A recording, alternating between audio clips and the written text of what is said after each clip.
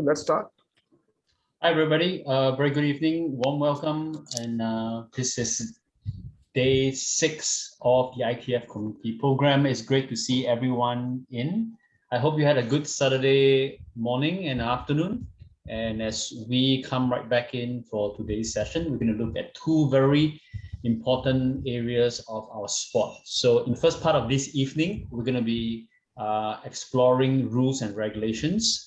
And I hope you have made your preparations in terms of questions regarding some of the regulations or rules that you may not unsure of. And then following that, we'll be looking at safety and athlete welfare. So without further ado, I'm going to invite Abhay to have your kind attention together with Pooja for this first part. And both of you, wish you all the best, and let's get started.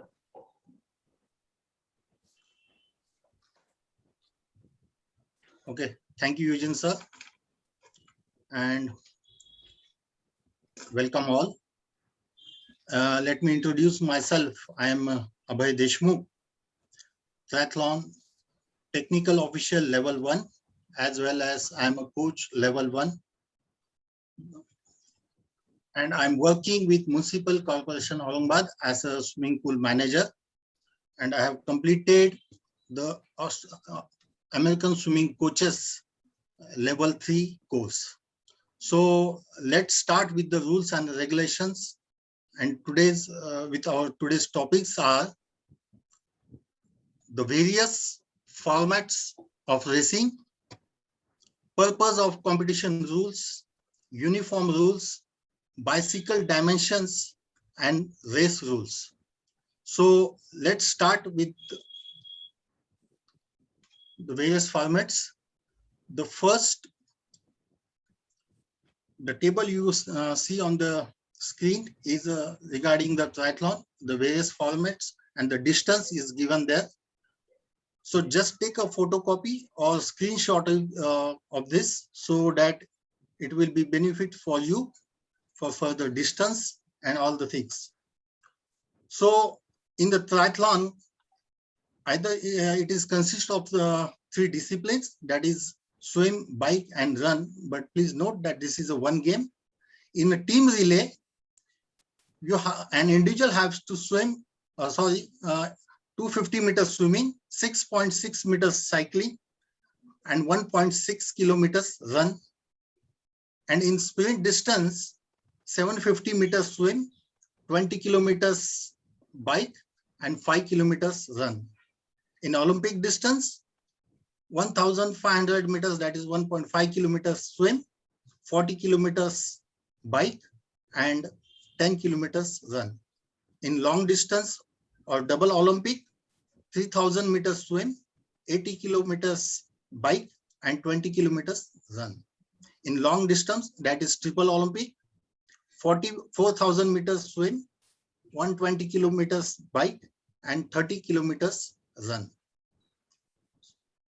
So let's move forward to the duathlon. Duathlon, this game consists of run, bike, and run. So in duathlon events, team relay is 2 kilometers run, 8 kilometers bike, and 1 kilometers run. In sprint distance, 5 kilometers run, 20 kilometers bike, and 2.5 kilometers is run. In standard distance, 10 kilometers run, 40 kilometers cycle, and 5 kilometers run. In long distance, 20 kilometers run, 80 kilometers bike, and 10 kilometers run. So let's go to the aquathlon. Aquathlon consists of run, swim, and run. In its standard distance, 2.5 kilometers run, 1,000 meters swim, and 2.5 kilometers run. In long distance, 5 kilometers run, 2,000 meters swim, and 2.5 kilometers run. So let's move to the cross triathlon. In team relay, 200 meters swim, 4 to 5 kilometers mountain bike, and 1.2 to 1.6 kilometers cross country run. In sprint distance, 500 meters swim, 10 to 12 kilometers mountain bike, and 3 to 4 kilometers cross-country run. In standard distance, 1000 meters swim, 20 to 25 kilometers mountain bike, and 6 to 8 kilometers cross-country run. Let's move forward. It's cross duathlon. It consists of cross-country run, mountain bike, and cross-country run. In team relay, 1.2 to 1.6 kilometers cross-country run, 4 to 5 kilometers mountain bike, and 0.6 to 0.8 kilometers cross-country run. In sprint distance, 3 to 4 kilometers cross-country run, 10 to 12 kilometers mountain bike, and 1.5 to 2 kilometers cross-country run. And in standard distance, 6 to 8 kilometers cross-country run, 20 to 25 kilometers mountain bike, and 3 to 4 kilometers cross-country run. And now it's winter triathlon. In team relay, 2 to 3 kilometers cross-country run, 4 to 5 kilometer mountain bike, and 3 to 4 kilometer cross-country skiing. In sprint distance, 3 to 4 kilometers cross-country run, 5 to 6 kilometer mountain bike, and 5 to 6 kilometer cross-country skiing.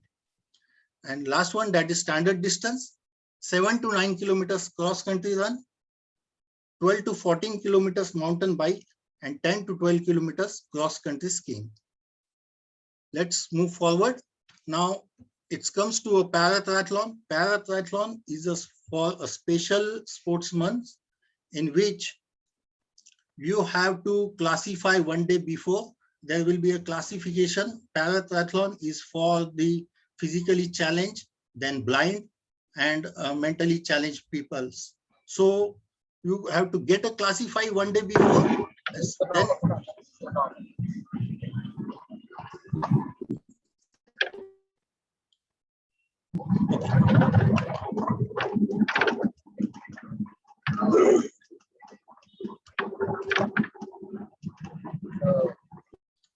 can you hear me? Okay. Yes. So the distance for the para-triathlon in sprint distance is 750 meters swimming, 20 kilometers cycling, and 5 kilometers run. So let's move forward to the purpose of the competition rules. The World Triathlon competition rules are intended to create an atmosphere of sportsmanship, equality, and fair play, provide safety and protection, emphasize ingenuity and skill without unduly limiting the athlete's freedom, penalize athletes who gain an unfair advantage, endorse the principle that triathlon and duathlon are the individual sports and individual performance and initiative. So just see that the sportsmanship, equality, and fair play, the competition rules are made for all of this. So you cannot get unfair advantage. For all this purpose, these competition rules are there. Let's go forward. So let's next is the competition rule uniform. Now you can see the two diagrams here. That is the uniforms of the triathletes are given here, the front side and the back side. So some locations are given here for the sponsors, and the space is given, that is A, B, C, and D. You can see there.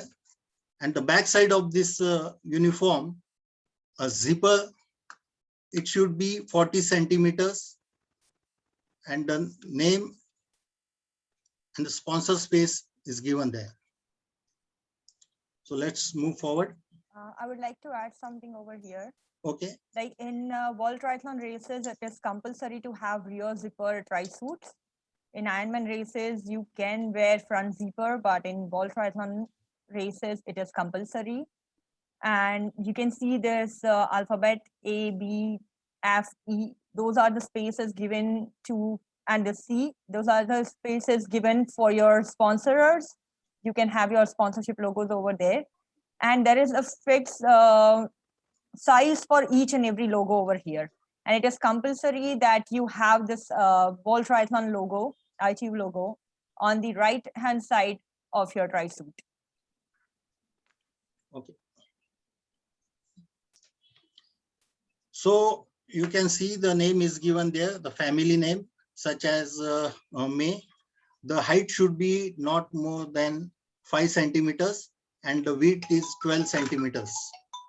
For longer distance, if for family names, it is still the 5 centimeters in length, but the name should be taken up the full in 15 centimeters. If the name is given longer, for longer name, it is 15 centimeters is given. So let's move forward. Okay, here you can see the two bikes are given here, a road bike and a tri bike.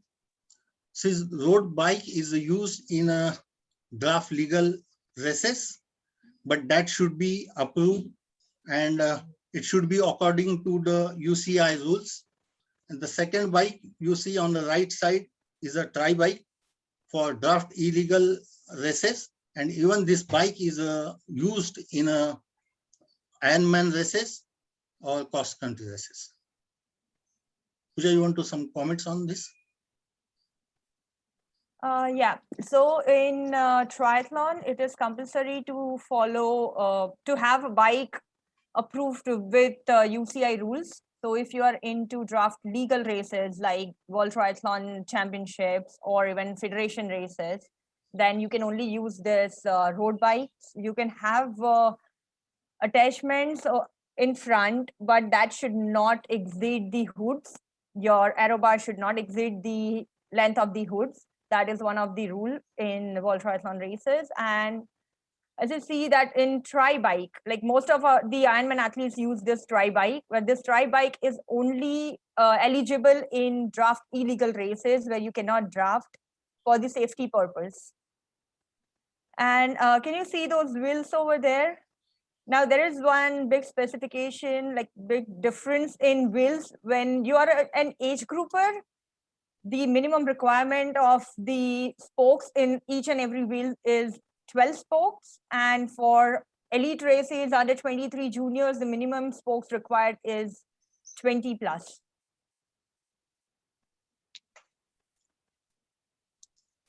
Okay. Now competition rules, bicycle.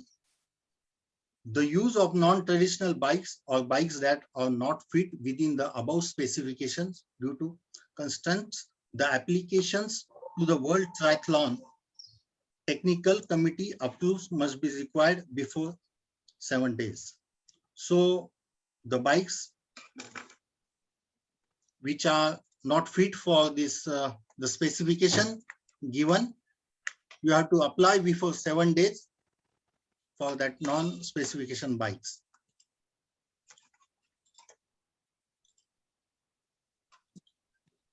Let's sorry, I just hop in, guys, very quickly. I'll give you an example of what non-specification bikes are. If you are working with very small men, very small sized men who are short, or some women who are very petite, they would not make these specifications. So I'll give you an example. I think in Singapore, I have a guy who's short and his bike does not meet specifications. So he's a national level athlete. So he has to apply for this exemption. So his bike is actually doesn't fit this specs at all because he's a short guy. Okay, so that's an example which when Abhay mentions about doesn't fit this specification.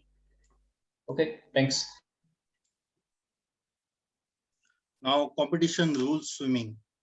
Athletes may use any stroke or to propel themselves through the water. They may tread on water or float. It is allowed to push off the ground at the beginning and even in swim laps. Athletes must follow the prescribed swim courses. Athletes may stand on the bottom or rest by holding an inanimate object such as buoys or stationary boat. So you can swim in any stroke, maybe fly, free, breaststroke or backstroke, but you cannot get advantage of any floats and all. You can push from the ground, and in swimming some different types of laps, and you have to swim in the given prescribed swim course, and you may stand on the bottom or rest by holding an inanimate objects like buoys or stationary boats. In an emergency, an athlete should raise an arms overhead and call for assistance. Or an assistance is rendered, the athletes must retire from the competitions.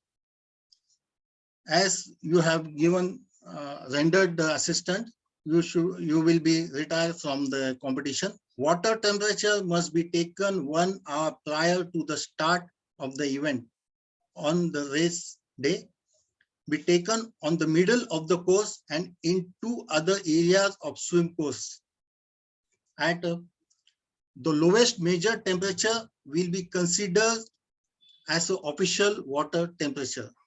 So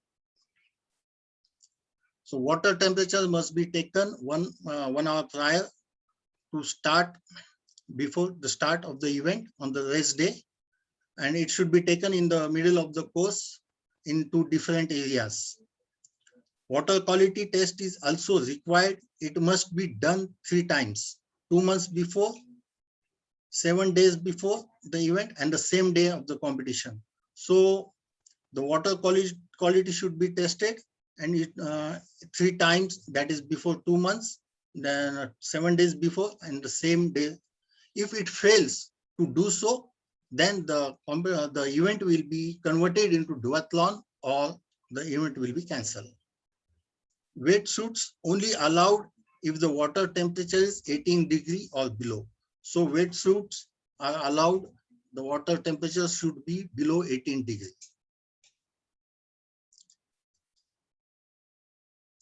Okay. Elite athlete starting position selections. Prior to the start of the competition, athletes are lined up for the start in order to number, unless they have been reallocated after the athlete's briefing. The athletes, upon entering the pontoon, go directly to their selected numbers position. In that position, until the start, a selected position cannot be changed by any athletes. Starting position selection process. Start line technical official note each athlete's race number and selected starting lines. Starting position selection ends when every athlete is in a start position. So prior to the start of the competition, athletes are lined up for the start in order, and unless they have been reallocated after the athlete's briefing. So let's go forward. I would like to add something over here. In World Triathlon races, you get to choose your places depending on your ranking, World Triathlon ranking. So if you are having higher rank than the other athletes, then you get to choose your position, and then it follows. And if you are new to the race, you might get the last one to select any place, if at all there is any option left. And once you choose your place, let's say my bib number is 40, but I am World Triathlon #1 ranker in the entire list, then I'll get to choose any place I want to stand. And once I select that place, I selected to choose at, let's say, spot 10, then I cannot move myself till the race start. So that is one of the constraints that we have to follow. So let's go to the next image. You can see a pontoon is there. The athletes are ready to start. You can see the officials raising the flags there. And here the race is going to start. You can see the pontoon.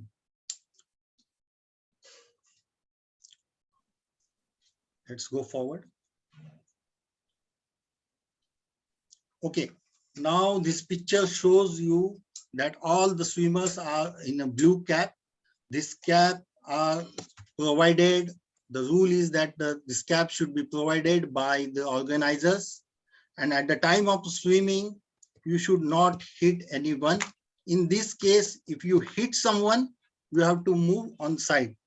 But if you continue it, then you will be penalized here.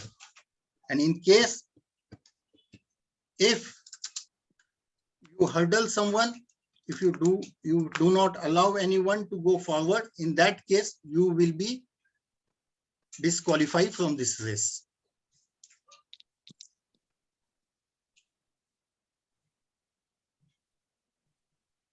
So let's move forward. Now, competition rules transitions.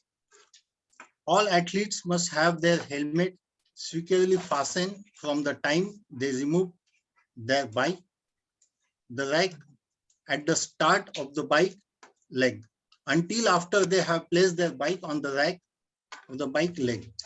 Athletes must use only their designed bike rack and must rack their bike. All personal equipments in basket, swim cap, goggles, etc. Once the athlete is going the transition, otherwise there is an imposed time penalty. So as you enter to the transition, you have to fasten your helmet first and then start with the bike. If you start a bike with before fasten your helmet, then you may be penalized there. And you have to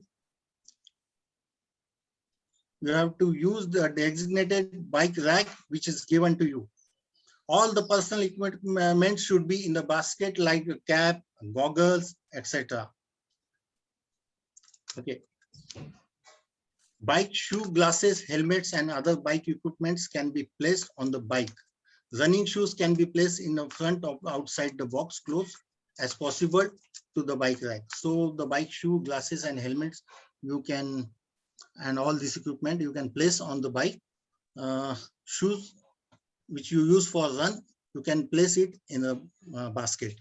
Athletes must not impede the progress of other athletes in the transition area. So you should not disturb the others in this transition area. Athletes must not interfere with other athletes' equipments in the transition area. So you cannot use or handle other athletes' equipments which are in this transit area. Cycling is not permitted inside the transition area. Athletes must mount their bicycles after mount line and dismount their bicycles before the dismount line. So you are not permitted in the transition area when you have to start your bike on the mount line or after the mount line, and you have to dismount before that dismount line. When horizontal bars racks are used for transition, one bike must be left at the rack in an position with the front of the saddle hook over the horizontal bar so that the front wheel, the middle of the transition line. Nudity or indecent exposure is forbidden. Only items used during the competitions can be placed in the transition area during the cycling. Athletes cannot stop in the flow zones of the transition area. Making position in the transition area is not allowed. Mask will be removed and the athlete will be notified.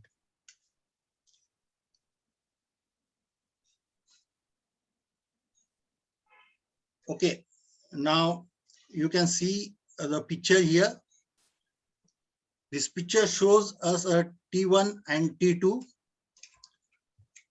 Here you can see that the shoes, goggle and cap is lying down. And in picture 2, the helmet then the cap and the goggle is lying down. This shows that this athlete or he or she will be penalized because he has thrown all his cap and goggle down.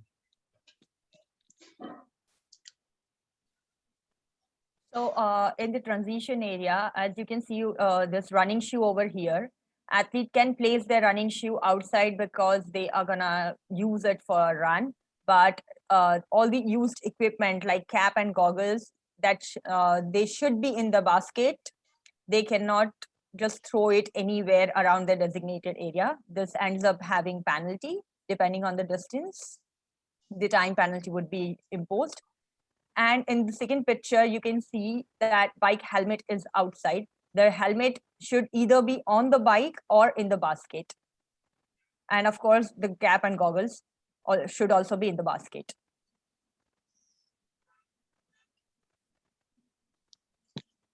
Okay, now here's a picture. This is an mount line. The athlete is mounting on a bike on this mount line.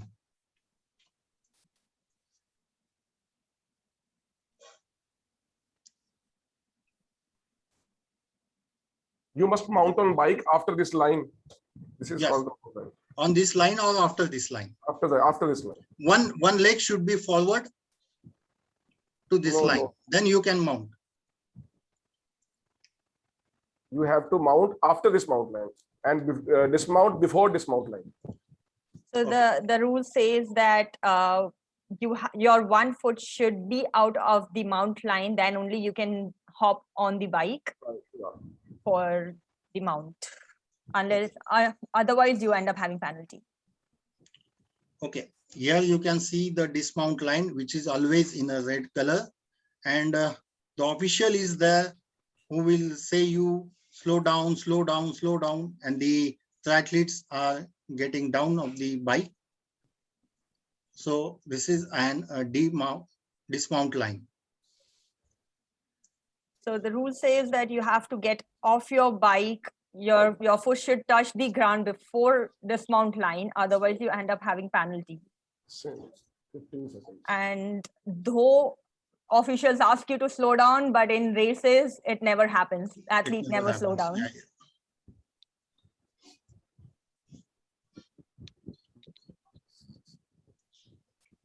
Okay, so thank you for listening me. There are still so many competition rules.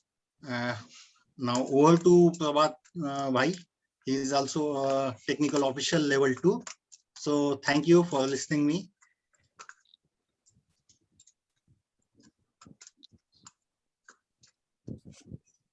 Hi all. So now we are moving to the competition rules for the cycling. That is called the bike course. An athlete is not permitted to block other athletes, cycle with bare torso, make forward progress without being in possession of the bike. You can't move without the possession of bike. Athletes who have been lapped during the bike segment of the drag legal races will be withdrawn from the races. The provision can be modified by the TD. Athletes must be obey the specific traffic regulation of the event unless technical officials or otherwise. All these things in which the bike course and all the information regarding the bike course must be briefed to the athletes at the athletes briefing. So hopefully as a technical official role, we have to make things in the system as it is given by the athletes briefing, TD in the athlete briefing. So we can move forward, please. Drafting from another athlete or motor vehicle is forbidden. Athletes must reject attendee athletes other to draft. An athlete is entitled to any position on the course, provided that they get to the position without contacting the others. When taking a position, an athlete must allow reasonable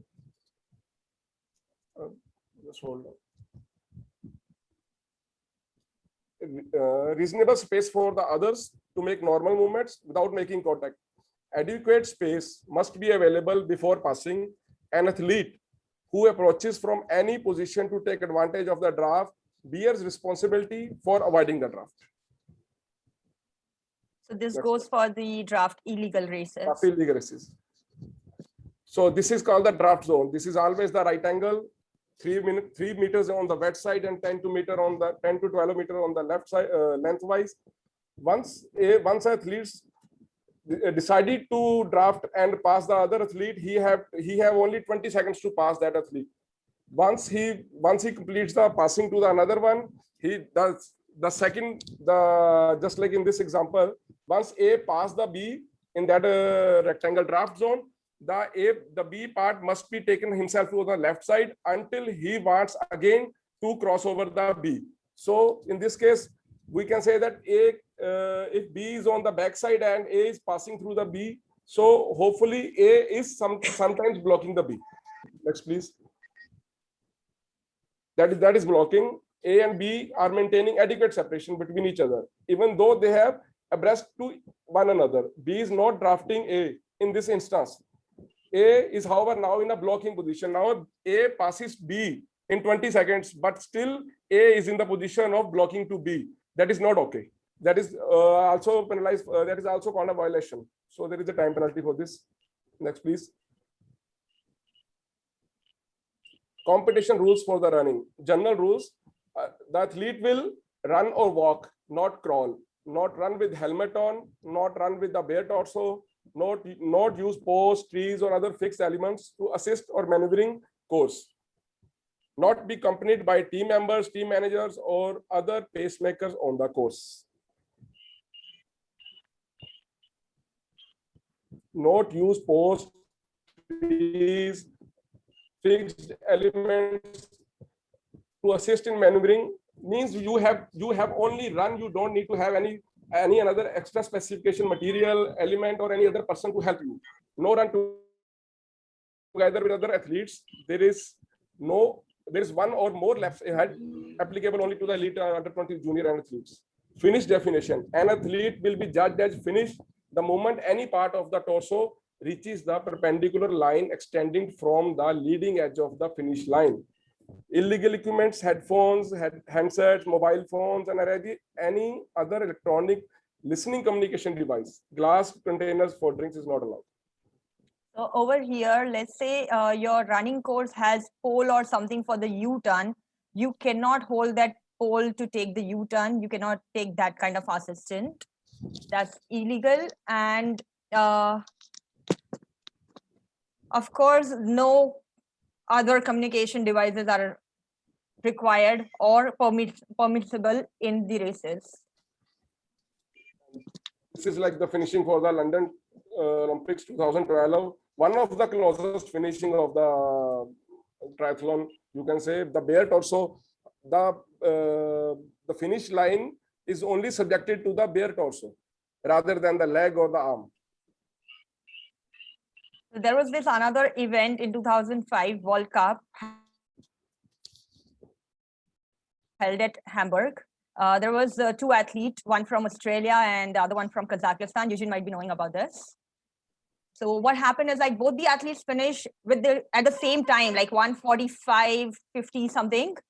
But Dimitri got the gold medal and Brett has to end up taking silver just because Brett's arm definitely crossed the finish line first, but Dimitri jumped and his torso was ahead of Brett. So that is something happens. It's like rarest of the case in triathlon, but that kind of things also happen. So only torso is the one deciding element when such kind of photo finish happens. And this is the same like Brownie brothers helping each other. I think in 2016 Mexico Games event. So after this, you can't touch any other athlete on the run course, bike course. This is illegal after this race. Failure to comply with the World Triathlon competition rules may result in athletes being warned verbally or given stop or go, time penalty, disqualified, suspended. Any kind of violation which you have done, which doesn't comply with the triathlon competition rules, you must be penalized. If you or you given time penalty. If you haven't performed time penalty, you will be disqualified. The nature of the rule violation will determine the resulting penalty. Next, please. Penalty for athlete where to serve. in swim course, except swim course, all the other penalties will serve in the penalty box, either in bike course or run course. Only swimming violations will be penalized in the transition 1. After T1, at T1, if the infringement occurs from swim to T1, the sum of this slide is that the only swim course violation penalty is served in the transition. Rest all the penalties will serve in the penalty box, either on the bike course or the run course. And for the long distance, it must be on the bike course. If an athlete fails to serve the penalty, disqualified. Next, please. Can an athlete participate within 48 hours in a team relay and in a standard distance event? Any answer?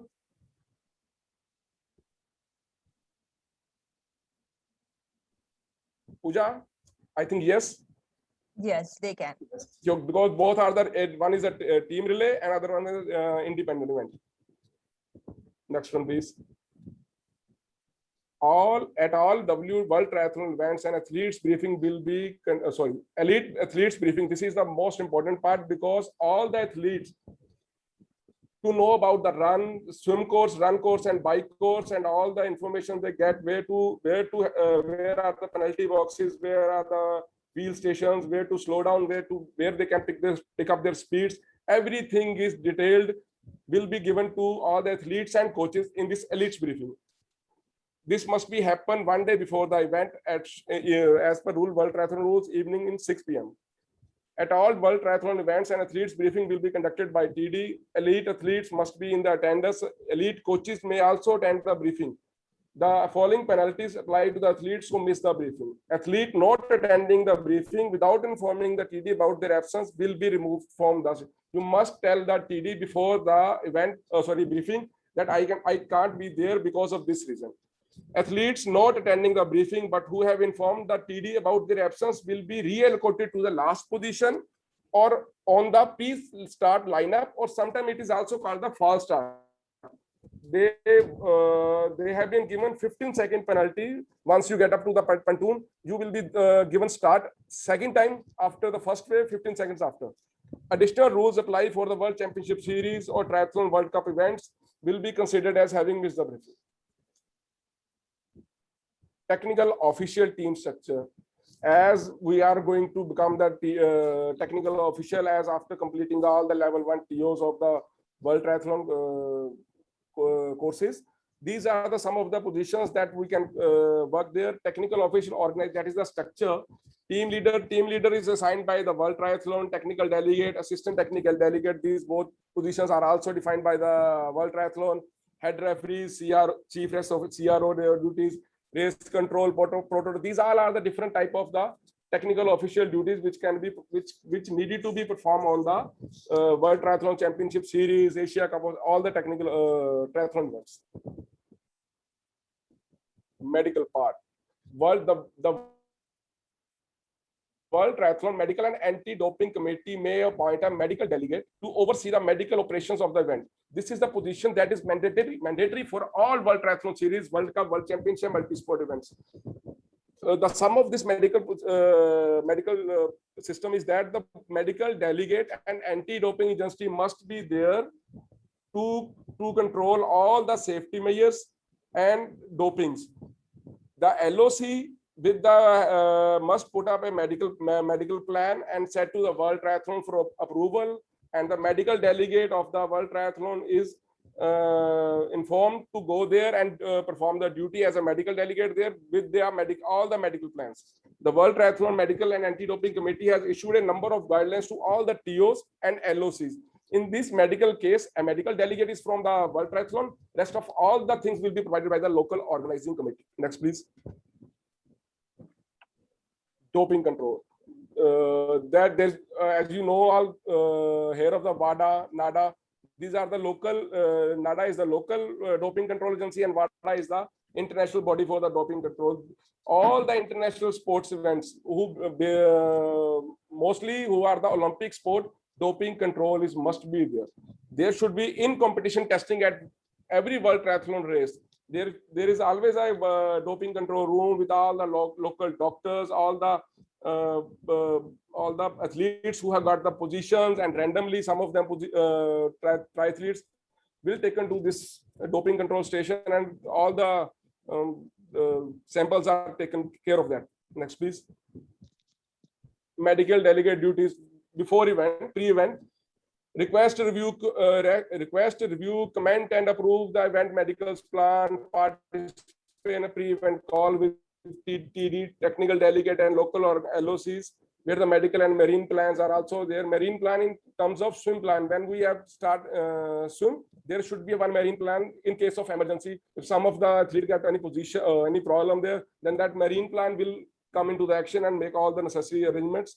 Meet with the medical race director. Medical race director is from the LOC side, and operations team is also LOC side.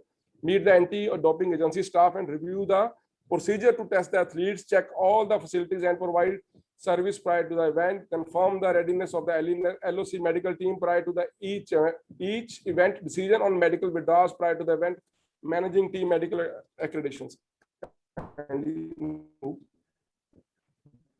Event on the event day. Effective communication with the race medical director and immediately inform anything is that happen to be on the course. If there is an incident in any of the race course, VCC/TD. VCC means video control TOs, informed about the country name, number, athlete and his medical condition, and if the athlete will require the medical attention on the site, the medical tent or necessary transfer to the hospital either on bike or ambulance, coordinated to the finishing line TOs, who is to assist athletes after they cross the finish line, maybe medical staff or volunteer in collaboration with chief finish, assume the authority and responsibility to keep the clean the area and free flow. If there is any sort of emergency after the finish, the TD or the chief finisher is there, so they must take care of all the athletes and take clear all the field of play, so the other athletes can't get hurt when they cross the finish line. Close communication with anti-doping agency staff as per run sheet or as a needed, record and broadcast battle readings for the event and report flag status. Next, please. Post-event, after the event, prepare a final report about the medical issue of the race, records of all medical interventions, LOC medical teams. The sum of this is the medical delegate will make all the detailed report of that event, how the facility is there, how if there is any emergency, how local organization perform, and how's the medical facility till end is available there. Next, please. Competition jury. Competition jury is one of the most important thing, like medical delegate. Competition jury is always assigned for the World Triathlon event, because if there is any sort of dispute comes there, the competition jury is the final authority who can listen to all the appeal authorities and finalize the result. That is okay or not. In this, this consists of 3 people. First one is from the World Triathlon, second one from is the National Federation, and third one is the technical delegate who is assigned by the World Triathlon to hold up that event. The competition jury must meet at the before the briefing and after the briefing, and the appeal or protest will be filed in writing to the head referee. Remember, all the appeals must be handed within 1 hour after the completion of event. If you cross the 1 hour timeline after the event, there is no then there is no sign that you can be heard by the competition jury. Only 1 hour just after the completion of the event. Appeal or protest will be filed in writing to the head referee, signed by the appellant or protester, and will be accompanied by the fees of $50. It will be refunded if the appeal or protest is successful. If the appeal is denied, there will be no refund and the money will be retained by the World Triathlon. The appeal or protest can be filled within the time limit. Time limit means 1 hour just after the completion of event. Next, please. The competition jury chair is responsible for filling a written statement on all appeals and decisions. The chair of competition jury decided if any member of conflict of interest, the request for replacing. If the second member, which is from the National Federation, found any conflict of interest, the main World Triathlon executive member, who is also the member of competition jury, have rights to change that local and the National Federation person. In case of that is okay. The chair of the competition jury is deemed not to have a conflict of interest. The protester or appellant and the accused or their coach or representative must be present present, if the protester does not attend the protest hearing, may be postponed or cancel, the competition jury have full rights to make it valid or not valid. Please. Failure of any party to attend the hearing may justify the competition jury in making a decision without. If you can't attend, if you appeal and you can't reach that on time for the to the competition jury have full rights to make the decision. If an official other than the head referee is involved in the protester, he should be invited to the hearing. The chair of the competition jury will invite all the involved parties to attend the meeting and describe the process. All these, the sum of this slide is that competition jury have all the rights and all the time to listen to the appeal authority, and in proper manner. If there is any conflict of interest, he can also change that, and the hearing will not be open to the public. Person attending the hearing other than the protester appellant with the witness or protest with his her or witness, and the head referee should be agreed to pay all parties. Sorry, Ujjwal, I want to ask, in such a complexity of understanding the appeal or protest, are you able to give an example of age group race where someone protests? Is it, are you able to give so that everyone can have a better picture of what exactly a protest is and why someone in the age group race would protest? Yeah, so I was at Hong Kong Asian Cup working as the registration official, and I did saw this protest happened over there. So the lead pack, something happened that the biker, like the pilot of the lead pack, made some mistake, and the entire lead pack couldn't finish the bike course. They were one lap shorter in their entire bike course, and that's how they lost all the leading athletes. They lost their medals, and they protested against the pilot. This entire process happened like once the entire event. I also have one example in 2017 in World WTS Abu Dhabi. The one on the bike course, the one athlete throw his bottle on the road. So in that case, the athlete who are coming from the backside on the bike, he got over the bottle and he get out of the event, and he protests to the World Triathlon that he throw the bottle intentionally. But in the end, the competition jury have to make the decision on that. But after that, they have World Triathlon make a littering zone for the all the athletes on the bike course and on the run course, that you must send your bottle on specific littering zone. Yeah. So once the protest happens, athlete has to write up that protest within 1 hour. All these athletes that I'm talking about in Hong Kong race, they filed the protest immediately after crossing the finish line. And then jury had a hearing from both the parties, from the pilot, the person who was riding the bike, and of course, from all the 10, 12 athletes who were involved in this protest. And finally, yes, it was like the final decision was taken by the jury. It was definitely declared that it was the fault of the technical official, but of course they cannot give you medal because you did not finish your bike course. And at the end, it's athlete's responsibility to make sure that they finish the race. So thanks guys for this. Just to let everyone here also have a better understanding of before reaching a protest, what can you all conclude from this? So do you think it is very important for all athletes, regardless of whether elite or age group, to know their rights and the rules very well, or should they just let the leaders take the race? So tell us in the chat, drop something in the chat. So my question again is, do you think all athletes, regardless of category, should know the race rules, or it's still a responsibility? So type in the chat if you think athletes should know the rules, type a yes. Otherwise, tell me why. Let's go, guys. Next, please. Cool. So I think let's just show them what the hearing looks like, because they already understand, and then we can also proceed to the last part, which is types of penalties which will happen. Okay. Okay, so thanks guys for your response. I hope this is a lesson for us to understand that athletes and coaches, it's very, very important to know the rules, and at the end of the day, the athletes on the race course must know what is the rules and regulations. Okay, back to you guys. For the hearing, the chair will ask the protestee with his or her witness or the head referee to leave the room to allow protest or applicant to explain the case.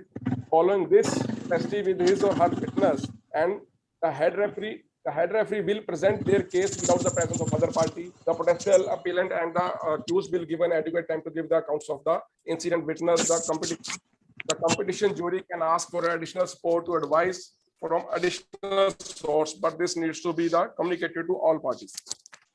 Next, please. Following the process of competition jury will meet alone and make a decision by simple majority based on the information presented.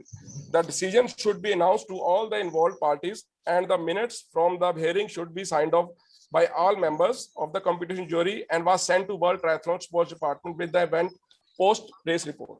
Thank you. Next one. Warning and time penalties. Remembering the being proactive is always with the alternative. I start with this that all the technical officials who are working in triathlon, they are not only working as a technical official, they are also working as a judge each minute, because not you have to perform your duty, you have to take care of the that thing also, that any of the athlete doing any violation, so that if you saw any violation doing there, you can ask the head referee on walkie-talkie that this person is doing that, and he is penalized accordingly. That remembering that being proactive is always the first alternative, a technical official may still need to penalize athletes if they fail to comply with the World Triathlon competition rule. An athlete may be disqualified, suspended, or expelled. The purpose of the warning is to alert an athlete about a possible rule violation and to promote a proactive part on the technical official. Also, a technical official can determine a warning to an athlete to correct a minor infringement. A warning may be given. An athlete violates a rule unintentionally. A TO believes violation is about to occur. No advantage has been gained. Giving a warning, the technical official will blow their whistle. The athletes will be stopped if necessary, asked to modify their behavior, and be allowed to continue with the competition immediately afterwards. Next, please. Time penalty. It is not necessary for a more serious penalty. A time penalty is an appropriate penalty for infringements which do not warrant a disqualification. Time penalties will be served in a designated penalty box in the transition area or on the spot. Technical official will decide when an athlete needs to be penalized with time penalty. Just like if someone is on the run course and you have five rounds of run, and you have penalized for 15 seconds, it's up to you that at which run you can stop at the penalty box and you count your penalty. Time penalties are depending on the type of infringements. For drafting infringements, 5 minutes in a long distance event, 5 minutes in a middle distance event, 2 minutes in a standard distance event, 1 minute in a sprint and shorter events. Okay, quick question for everyone. Unfortunately, there's no prize for this. Where do you think the penalty box is located? Type it in the chat. Transition area, not exactly. Give it a go, guys. Just give a wild guess. Where do you think? Yes, Anuja, you got that. It's on the run course, usually just outside of transition. Within 200 meters to transition. On the run course, within 200 meters. Yeah, so it's on the run course, and this is something, especially on the elite races, the athlete during the race briefing need to know where the penalty box is, because you will need to serve your penalty if you have a penalty. Okay, next question. And Pooja, you may just want to help out in this for everyone as well. How would you know if you have a penalty?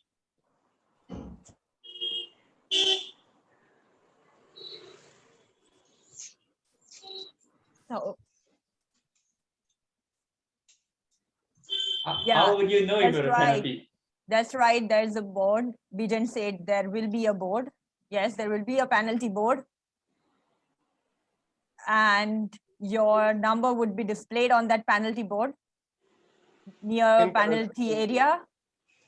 In penalty box, there is a penalty board, and on the penalty board, we write down the number and the violation. You have to make sure you see And your the number lead over have to there and see serve itself. your penalty if there is any. Nice. Okay. Okay, sorry. Right. Okay, good. So one last question on penalty for all of you, just to know a little more about penalty box. So when can you serve the penalty? Yes, Kevin, good question. What if you have multiple penalties? Yes. And when can you serve your penalty? Maybe we'll give them 20 seconds to type the replies. After that, Prabhat, you can hop in. When can you serve your penalty? And what if you have multiple penalties? Good question, great question, guys.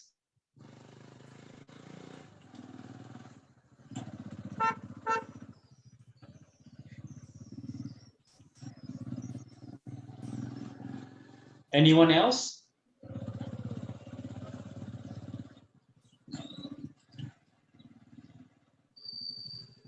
Okay, maybe let's just give them the answers. Prabhat, when can you serve the penalty? And Got what the happens? answer. Anuja said before crossing the finish line. Before questions. That is Anytime before crossing the finish line, you Anytime can before, serve anytime your before. penalty. And the last question, which someone asked, what if you have multiple penalties? Yes, we have multiple penalties. So what do you do, Prabhat, if you have multiple penalties? The time adds on. Like you have done the mount violation. Number 36 have done mount violation. We have 36. In front of that, we lick M. If we done the box penalty, we write down the B. Then he have to serve for the, just like for the standard distance, we have to add the time 15 plus 15 plus 15 and so on. We have So done it. In Asian Games at Jakarta, we have athlete with the 2 penalties. So I am there in the penalty box as a TO. So we have write down the 36 and violation for the M, violation for the. So basically, you have to serve the B for the box. Yeah. So basically, you have to serve each and every penalties that you acquire. Yeah, definitely. It's up to you. The first 15 seconds. On second round, you want another 15 seconds. That is up to you.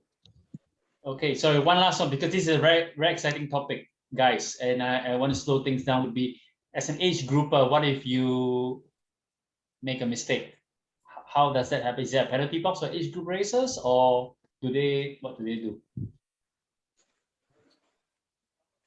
Penalty box is okay. Let's be with the penalty box always, because once you become today you are age group, and then you become the elite. So penalty box is always be there. According to World Triathlon rules, for age groupers, they get one and they have to amend that whatever violation was happened.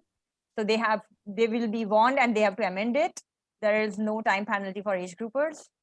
Okay. And there's also another question about what with para athletes as well. Of course, for para athletes, it's the same thing. They will be warned and amend. They have to amend it.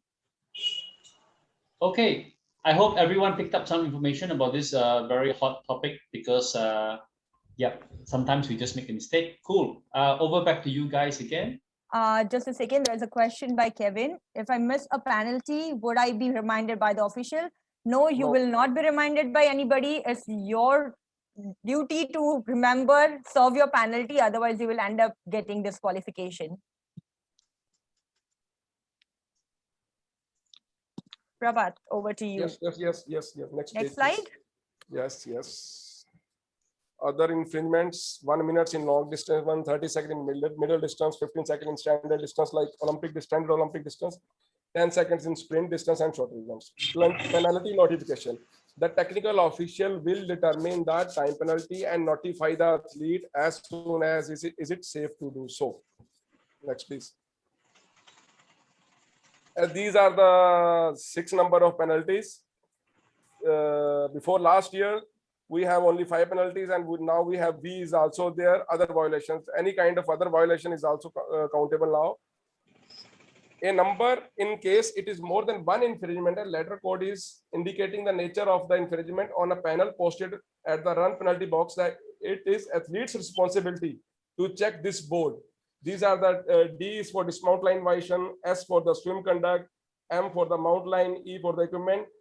Remember, only swim course violation time penalty is served in transition. Rest all the time penalties will serve in the run course, bike course. Only swim course time penalty is going to happen in the transition. Next, please. Here you come questions.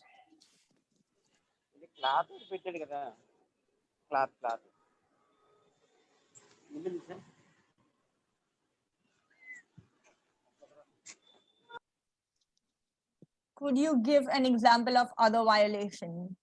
You have non-intentionally touched with each other, any other play. You have non-intentionally come to the way of another athletes again and again. In that case, TO has to make penalty as a V penalty. So apart from the 5 that has been shown over here, any other penalties that happens outside of this 5 are all will be counted in V? Littering means there is area specified that you have to throw everything there. Throw your bottle to any other side or any other way. It will hurt the another place. Littering means that. Equipment outside box, that is in the transition area. Mount line, if you mount before the mount line and dismount and all the, I hope you know. What do you mean by serving penalty? Prabhat or Abhay? Serving penalty means you have to go there in the penalty box and remain there, stand still for the 15 seconds. So if you have received penalty in standard distance triathlon, what you have to do is like you have to enter your penalty box, stay there, and the official will start his or her watch, count for 15 seconds, and then he will let you go. Although it says 15 seconds for standard distance, this entire process will take at least 20 to 25 seconds. So you are gonna waste all this time, and you are not allowed to drink water or touch anything else during that time. Otherwise, your time would be stopped. So it will just add up more seconds in your penalty. So who's gonna answer this one? How many times do you see the violation board during the course of the race? Prabhat. Sorry? Or Abhayji, who's going to answer this one? How many times do you see the violation board during the course of the race? Run course, during run course, bike course? During the entire course of the race, how many times you can see that penalty board?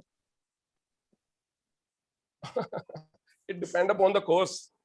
It depends upon the course. The penalty box is always 200 meters near the transition area. Each time you move on the bike course, each time you move on the run course, you can always see the penalty box. So any more questions? Guys, a good question. And so maybe Pooja, could you bring us back to the photo finish? Yes. There's one question that was asked, and that's with Lisa Norton. Okay, so, what is the question? Hang on. So someone asked up there, how do you actually differentiate if there are any rules if 2 or more athletes finish at the same time? So this is asked by Sharin Preet. So I hope I got your name right. So if you could just bring the slides back to Lisa Norton's photo finish with Daniel Ralph. Yeah, so this is the question. What happens when 2 athletes finish? So I think maybe just now it wasn't so clear. So this is a real photo finish picture. at the London 2012 Games for gold and silver. And the eventual winner was, can anyone remember? Nicholas Perez.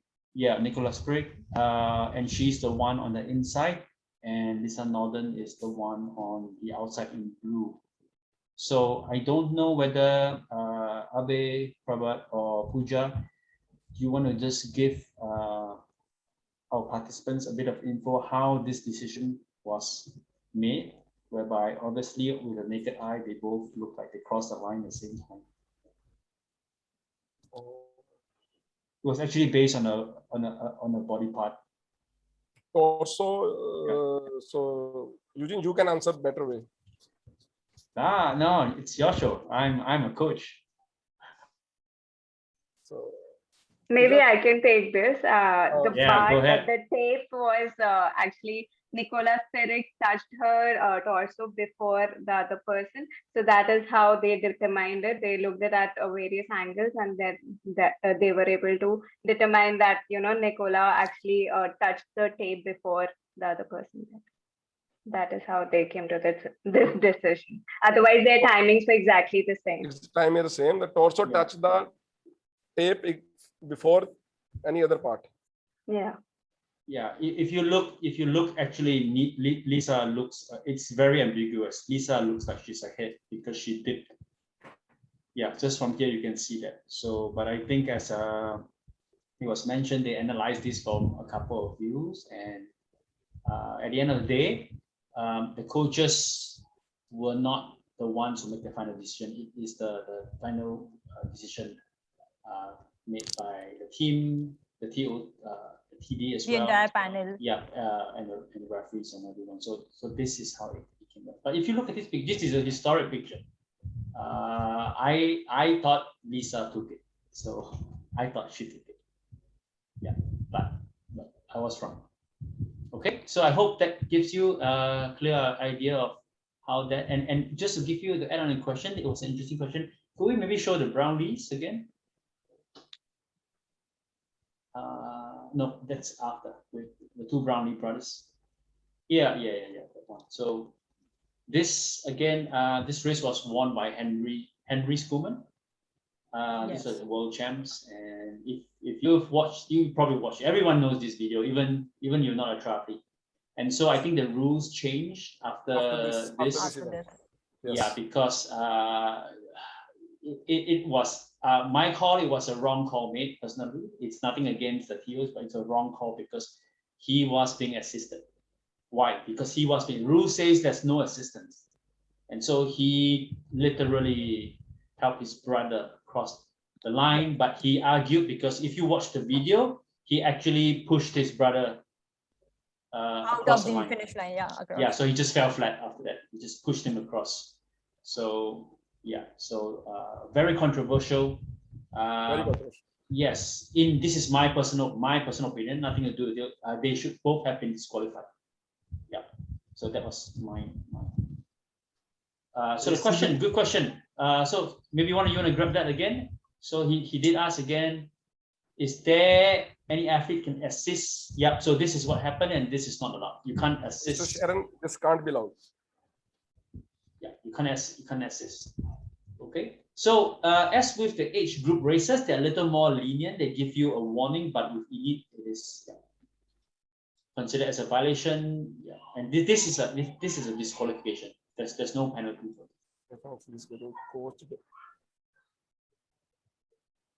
Of course, Okay. like coach will be given warning first There is a to stop. There's a coach's box. There's a coach's box. There's a coach's box. There's a coach's area. Coach's box is always there. Coach have to place there. Yeah. But So if there he's is a getting out of it, he will get warning at first yeah. to go So back in the box. There are so usually there's at least one coach's box. I know there are some games of two. So in Nanjing in China, there's another coach's box, which was at the end of the U-turn bike course. So the coaches can be in the coach's box with documentation, and obviously they can shout, give whatever instructions. That's fine. But if they are elsewhere on the course along the cycle and they provide information, that will be a violation towards the coach. Yeah, I mean, I can't give you what's the final call, but it is a violation because coaches are not supposed to be giving instruction outside the coach's box. So yeah. Okay, one more question. Sorry, just follow up. Who will get the warning, coach or both? Both.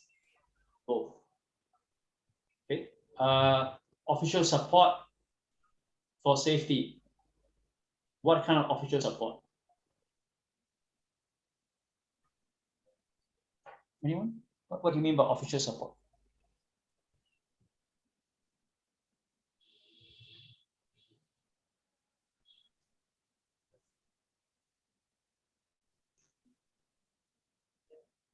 Prabhat, we cannot hear you. Sorry. There, for safety, there are so many plans: marine plan, medical plan, venue control plan, athletes finishing area plan. Everything is planned. So World Triathlon event is safe in all this. Now, in Brownlee's cases, rather than his brother, what if the official would be supporting him this way? That's the question. Till that is not violation. After this is a violation. So I think if the medics come in because he collapses, he will be out. It will be a DNF. It will be a did not finish race. So he will be out of the race. Yeah, not disqualified just because he required medical attention. So as long as a medical, yeah. So I just a quick question, last one for everyone for you to think. So I know many of you watch a lot of Ironman races, and you know this historic race where you saw Julie crawl across the finish line. So question for all of you, is crawling across the line allowed?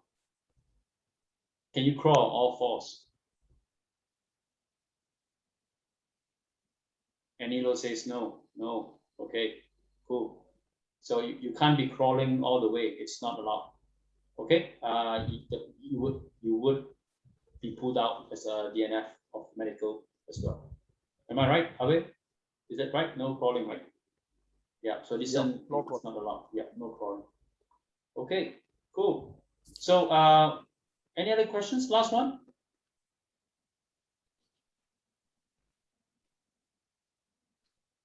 Otherwise, good one, guys. If you think of more, we'll grab it at the end of the day as well. Let's take a very quick 5-minute breather. Go stretch around. I know some of you, your head is just filled with violations in your head right now. So go have some drink, stretch around. Let's come back in 5, and we'll have the next segment on safety and athlete welfare. Okay, cool. See you guys.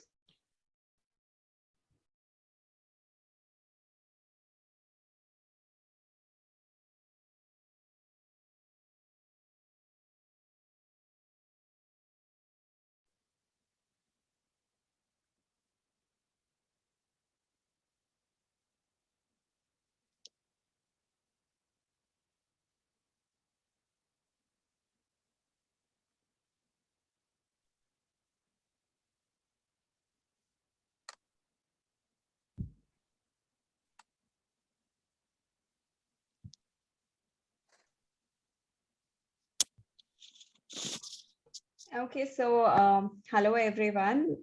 We are going to start the thing. So today we'll be discussing about safety and athlete welfare. I'll just introduce myself for those who don't know me. I am Pragnya Mohan. I'm one of the members of ITF Development Committee. I'm a triathlete, having won multiple national championship titles and international medals. I'm the current South Asian Triathlon champion, also becoming the first and only Indian triathlete at Triathlon World Cup. So today we'll be discussing about the athlete safety and athlete welfare. We have covered some aspects of these in the sessions pertaining to the individual sports sessions which we had during the weekdays. But today we'll be going into depth and understanding how and why we can remain and be safe at all times, while it be during practice or racing. So in today's session, we are going to cover safety and welfare, ITF requirements and the best practice guidelines, legal issues and protection, risk assessment plan and emergency action plan, and documentations. Let us first understand how as individuals we have role in safety and welfare. We should respect all individuals, whether athletes, support crew, parents, fellow coaches, spectators, technical officials. As coaches, we have to be responsible in delivering the best form of coaching in a safe and informative manner. We have to perform what we preach so that our actions speak for themselves. So in all, there always has to be athlete first approach. That means that the athlete is always of first importance, and their safety is of utmost importance for any person interacting with them, whether during practice sessions or during competitions. As coaches, we have to ensure that proper guidance is given, appropriate skills are enhanced, and safe environment is provided for gaining performance to our athletes. This is not only to reduce the chances of any sports injuries or accidents, but also to meet the legal duties that we have as coaches or officials in regards to their safety. Now let us understand that why is there so much importance of athlete safety in triathlon? For this, we have to understand the nature of the sport. So as we all know that triathlon is not only physically, but also mentally demanding sport. Thus, we need to understand the efforts that our athletes are putting in giving their performances. We need to be empathetic. Secondly, there's cycle involved, which means that then equipment, which at times is beyond the control of the athlete, is a part of the sport. Thirdly, the training and racing environments can be different, which means that the adaptation to the change might confuse or make athlete anxious. It is also possible that a drastic change in the climate and weather conditions or the swim conditions and the bike terrain might cause additional stress for athletes. For example, a bike route which involves a lot of turnings and hilly terrain might be what we call a technical route. And thus the bike handling skills become very important for athletes to have in such conditions. A slightest of the errors might result in accidents on the route. Whereas if the bike route is a straight flat road, bike handling is not of as much importance, and thus the chances of accidents happening is greatly minimized. Having understood why it is important to understand athlete safety, let us know what might happen if things go wrong. Simply putting it, there are three possible injuries. Superficial, that means you can get cuts and bruises which are not severe and will take at most 1 to 2 weeks to heal. Secondly, there can be injuries related to muscles or bones, which might, depending on the severity, take 1 to 6 months to heal. This involves having broken bones, joint issues, ITB issues, shin pains, etc. Then there is a possibility of injuring or harming any of your organs like lungs, kidneys, intestine, pancreas, etc. The ultimate being death. This is not to scare you, but some professional triathletes or cyclists die every year. So now we understand why it is all the more important to have athlete safety in place. So what do you think is the right attitude towards safety? Anyone, like, it won't happen to me, I'm careful, safety is everyone's business, or I have done it for many years and nothing has happened to me. So what will be the right attitude towards safety for any athlete? You can type it in the chat box.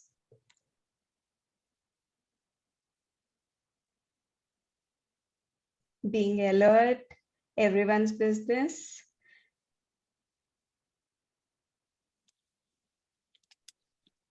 Quick question to the team from ITF. In your events, have you had any fatalities during events locally in India? Yeah, in races. I have seen one during National Games Jharkhand. One of the male athlete met with an accident, broke his fork in his bike leg, and he broke many muscles and ligaments and all, and he had, like, his entire career was finished at that particular point of time. He was lucky enough to got saved. Yeah, he didn't die. Okay. That was his luck. So he's still alive. Okay. Yeah. Anyone else in this chat? Have you had any? Because India is a huge country. I'm not sure as well. So in one of the marathons, I had heard that one person after completing the marathon had a cardiac arrest and he passed away. But nothing that on the route they have been killed or something like that. that has ever been there. Okay, cool. So I'll Yeah, try but to there hop have been in. accidents. Yes, there have Yeah. been accidents that I think even during ITF events we have witnessed. I'll try to hop in later on for everyone. I'll just share a bit of experience because I have we have had at national races I think 6 or 7 deaths, and the last time I visited court was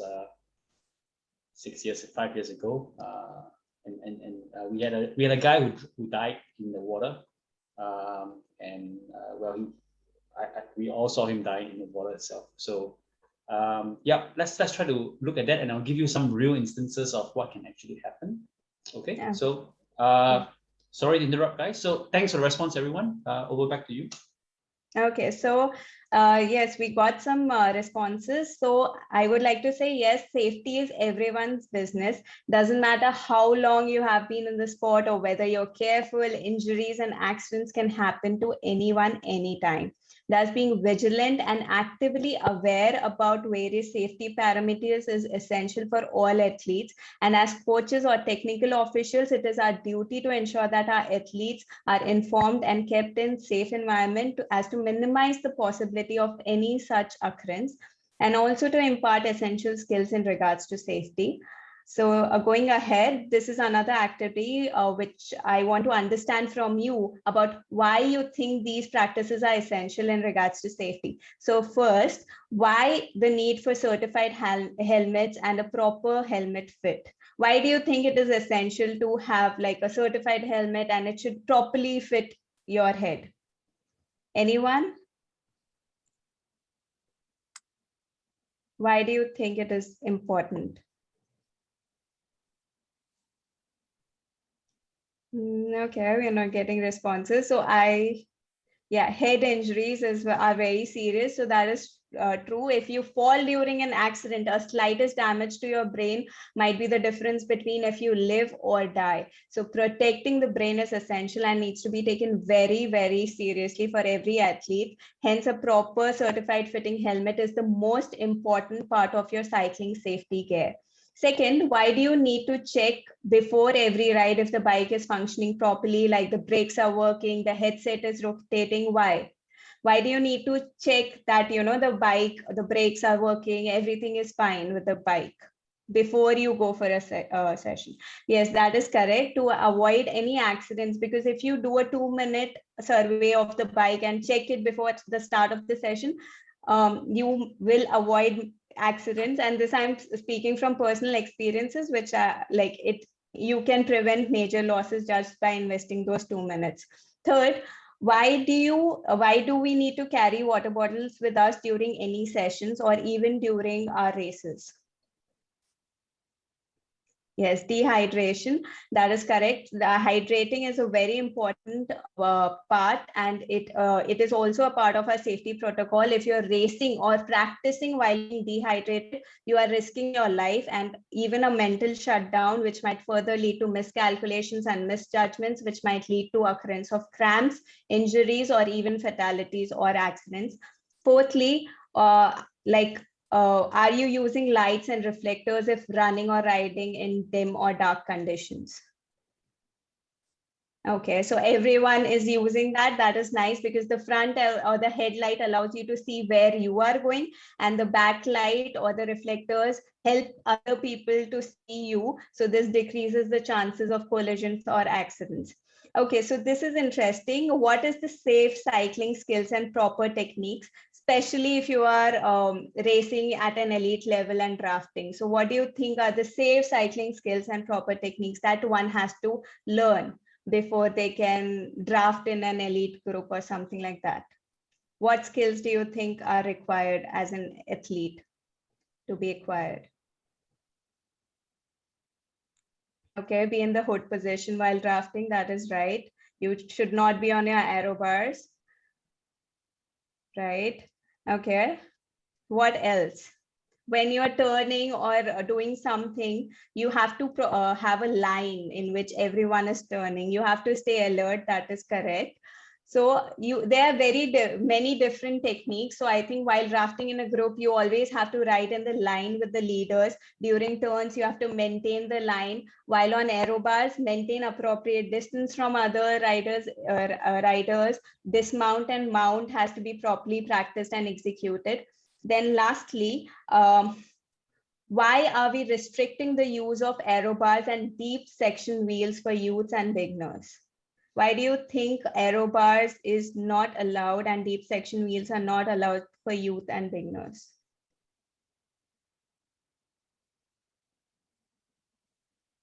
Someone? Anyone? Why are we not letting people? Less stability, true. And what about deep section wheels? During crosswinds, what will happen on the deep section wheels? Less control of aero bars. That is correct. So for aero bars, like the handling of the bike is not as much as when we are on the hoods or the handlebar. And so it is a skill which requires a lot of hours to be perfected. So it is not meant for the beginners, or for that case, even the youth. And same as the case with deep section wheels. Deep section wheels can be dangerous in certain wind conditions, especially crosswinds, in which the cycle might get out of control for beginners.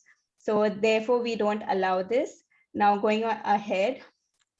So now, as coaches or parents, we how can we ensure that we have proper athlete welfare? First and foremost, important thing according to me is that we treat all the athletes fairly and with respect.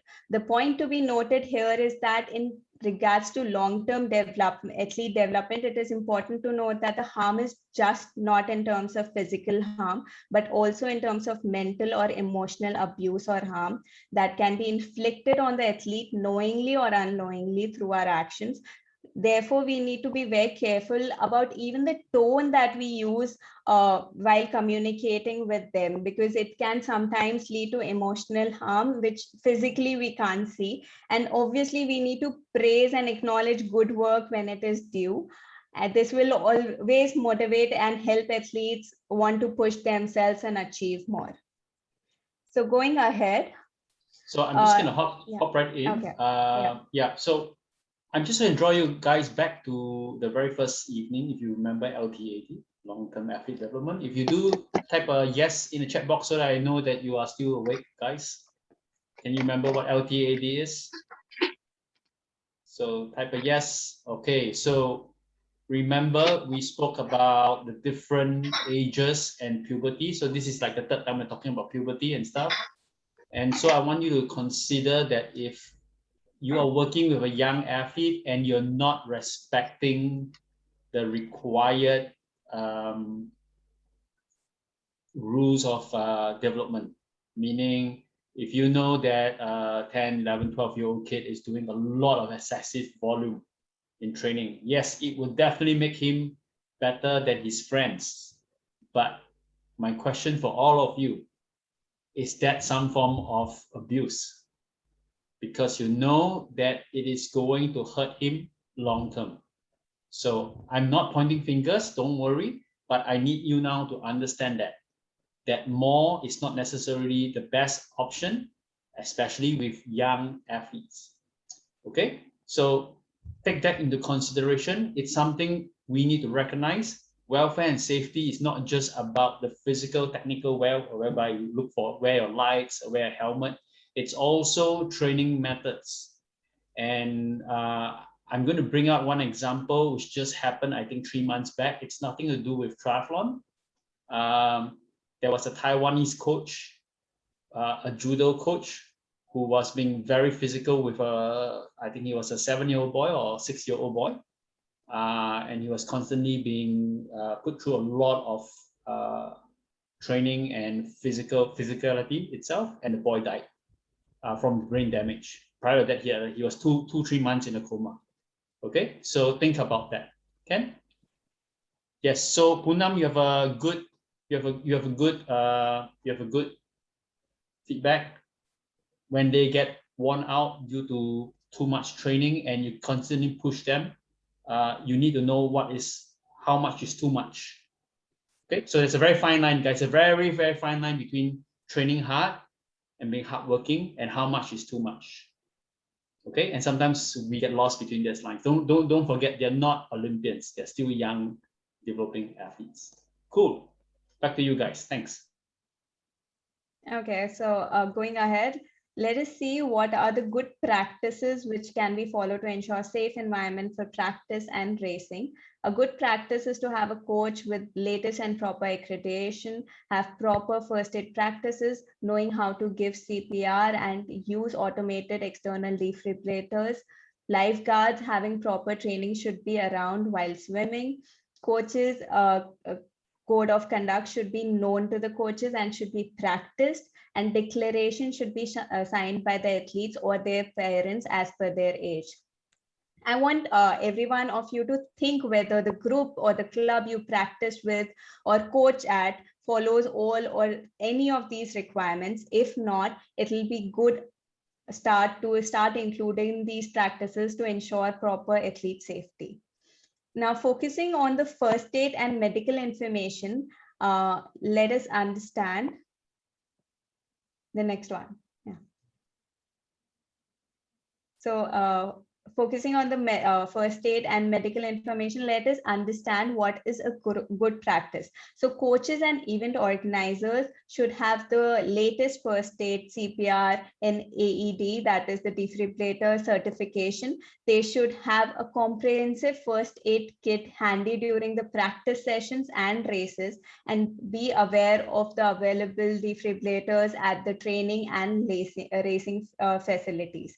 All the volunteers and technical officials should be trained in the first aid and should be aware of the risk assessment plans and emergency plans and such activities. Like in most triathlons and running events in India, we have that, behind the bibs, we have the athlete's emergency contact number, allergies and medications written. Same way, all the clubs or the coaches should have their athletes information handy, so that in case of any such emergency, it can be referred to and appropriate actions can be taken. Now, so it is important.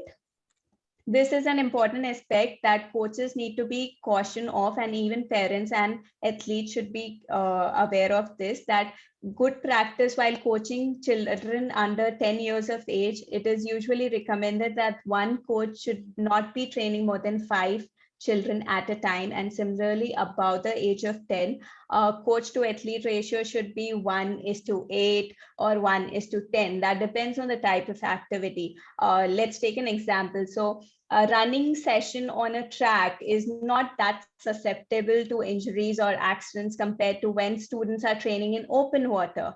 So as discussed earlier, the various reasons why triathletes are prone to injuries or accidents, we as their well-wishers need to be cautioned, and more eyes on athletes ensure their safety, and hence this coach and to athlete ratio need to be maintained and adhered with. Okay. There's a question? Yeah. Okay. Maintain is essential. Okay. Cycling in Chennai, what does that mean? How many coaches do you need when you get on the road in Chennai?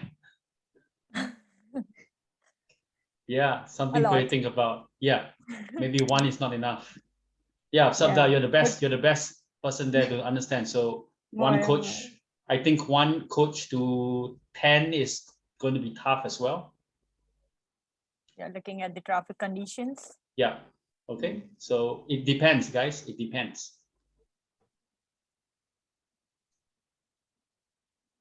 Yeah, okay. So these are the training considerations that we have to keep in mind in regards to athlete safety. Let us take an example of a lake swim to understand all these aspects in regards to training consideration. First, what is the location of the training? Is it safe? Is it unsafe in any manner? What are we doing to minimize the risk of an incidents occurring? For example, like in the lake swimming, weeds can be an issue which in which people can be caught, resulting in injuries or even drowning. So to mitigate the effect of that, we can put a carpet through the shallow area, which might then act as the entry and the exit point for all athletes. Secondly, what time of day are we looking at doing the practice? So if we are going to a lake for the swim practice, we need to have that during a time of the day when we have enough light, so that there's enough visibility for sighting and swimming properly. Thirdly, what is the duration of the workout? This is very individualistic based on the athletes that we are coaching. So it should depend on like the duration that the athlete can sustain that the workout for. So it is very individualistic. So we don't want them to tire out in the middle of the lake, which will cause them problems. So we need to be very take each and every athlete and decide what kind of workout we want them to do. And then if there are any constraints, like for swimming in that lake, do you need prior permission of any authority? Have you already got that? So all these have to be taken into consideration before a training program is organized, and before the training venue and the time of the training, the duration for each athlete is considered. And like we discussed, the athlete coach and athlete ratio should be maintained, and more eyes is the better it is. So all this has been discussed. Eugene also pointed out right now about all this, and it was also greatly discussed in the Day 2 program by Dr. Kaustav. And we discussed about this yesterday too. In regards to athlete development, we need to be careful and respectful that each individual will develop at their own pace. And as coaches, it is essential that we understand the development and maturation issues that our athletes will undergo during their growth, be it with physical changes or emotional requirements. This will have a direct impact on their practice in respect to endurance and strength. So keeping long-term athlete development in focus, we need to be patient and at the same time not be excessively pushy with our athletes who are undergoing such changes. And as also mentioned, that the girls might, they have maturation much before the boys. So just because some boys underperforming and not performing as per your needs, you don't have to disregard them. Just give it time and give them some, don't be harsh with them. Eugene, do you want to add something to that? Sorry. Yeah, so we mentioned just now about it goes back to good coaching. And once I think ITF moves towards starting off the own national syllabus, I think many of you can expect to understand exactly what and how LTAE comes about. Okay, so don't worry. As I said before, this is not pointing out, it's not personal, but I think many of us have made the mistakes, including myself as a very young coach, that we assume that more training is better. So we need to move away from the model of no pain, no gain. More is always better, because now there is actual science to support. Just a tip for one of you, especially for those of you in this program who aspire to be coaches. One of the great tips would be try to get your young athletes as good as possible in the sport with as little training as possible. So I hope you can now think of it differently. So the paradigm shift would be, instead of training as much as you can, try to get them as quick triathletes as possible with as little training as possible. And if you can do that, that's going to help them sustain a much longer term of development down the road. And I'll give you one example. In Singapore, and I'm sure it happens in India as well, in secondary school, we have the national school games. And I've got tons of coaches getting 13-year-old boys to run 80 to 100 kilometers a week. They win at nationals, but the dropout rate is 100%. None of them will live past 16, because if they don't get injured, they probably just hate the sport. So I'm very sure it happens all around the world, including India. Pooja, I think you might have seen that as well. Yeah. And if you have done that, I'm not putting you down. We all learn it, but that's a new thing, which what we're trying to look at right now, which we need to try to preserve for athletes for a long career, you need to try to preserve that. Okay, thanks. Okay. So going ahead, in a report by Indian Express in 2020, they reported that there was a total of 45 cases registered from 2010 to 2019 in 24 SAI centers across India pertaining to 29 coaches in regards to sexual harassment against women athletes. With increase Reported, in right? awareness.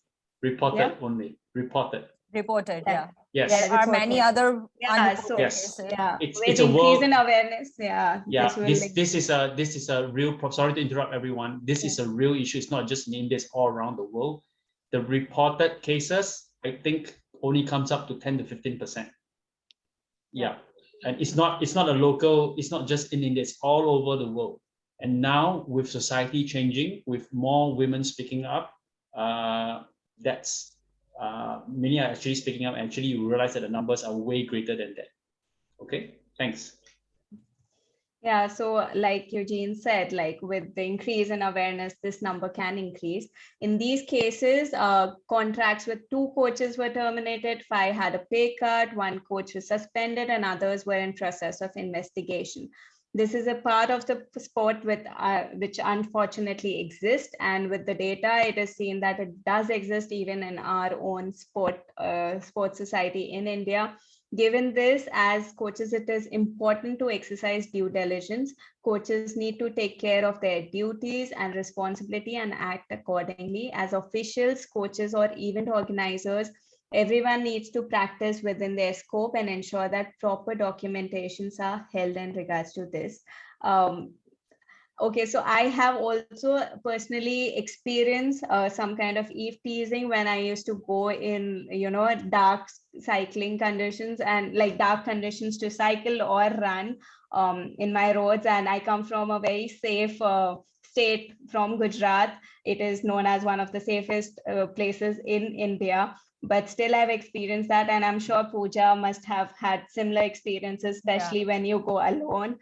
So it's nothing new. There are people like, I'm not just saying that coaches do it, but there are other people on the road who can also be intimidating, especially for a female athlete. So experience, like you should try and go with a group. That is what my suggestion would be. And if Pooja, you want to add your personal experience. Yeah, you are right. When I used to go for my cycling running training early in the morning, it used to be scary because there are people out there who might not do anything, but they stare you in a way that is highly uncomfortable.